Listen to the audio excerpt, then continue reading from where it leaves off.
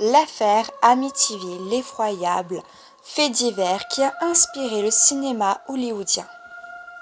En 1965, les DeFeo s'installent dans les quartiers huppés d'Amityville. Située au 112 Océan Avenue, leur nouvelle maison a été édifiée en 1928 et semblait parfaite pour la famille. Ronald DeFeo est marié à Louise avec qui il a eu 5 enfants.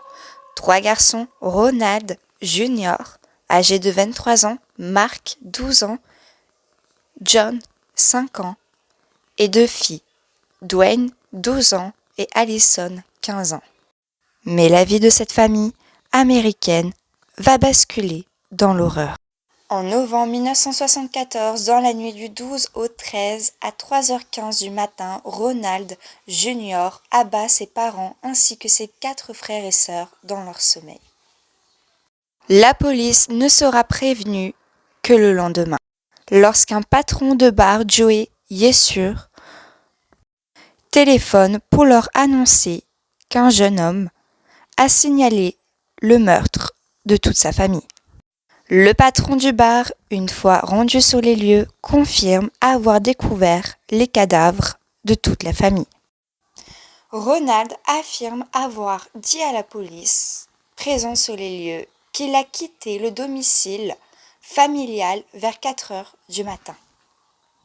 Le jeune homme prétend avoir passé la journée à contacter sa famille sans succès. Et c'est en rentrant chez lui qu'il a découvert le massacre. Rage meurtrière ou folie. Au fur et à mesure des interrogatoires de la police, il découvre néanmoins de nombreuses incohérences dans ce témoignage de Ronald. Il finit par le considérer comme le premier suspect de l'enquête.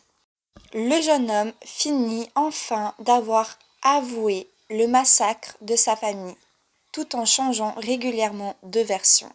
Il affirme dans un premier temps que ce sont des voix dans sa tête, dont celle de Dieu, qui lui ont ordonné de tuer ses parents ainsi que ses frères et sœurs. Puis confesse un deuxième temps que c'était en réalité sa sœur, Dwayne, qui l'a entraîné avec lui dans une folie meurtrière. En septembre 1975, l'avocat de Ronald plaide la folie. La justice condamne malgré tout le jeune homme à 6 peines consécutives de 25 ans d'emprisonnement dans la prison de Dannemora. Une enquête pleine de mystères. Mais de nombreux mystères demeurent encore autour de cette affaire. Tout d'abord, le coup de feu aurait dû se faire entendre. Or, cette funeste nuit, aucun voisin n'a entendu le moindre. D'après le légiste, Ronald n'aurait pas agi seul. Il semblerait que sa sœur Dwayne aurait participé à cela.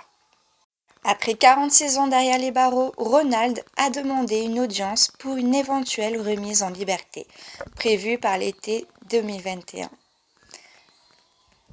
Cette dernière n'aura finalement jamais eu lieu. Le 15 mars 2021, Ronald est décédé à l'âge de 65 ans.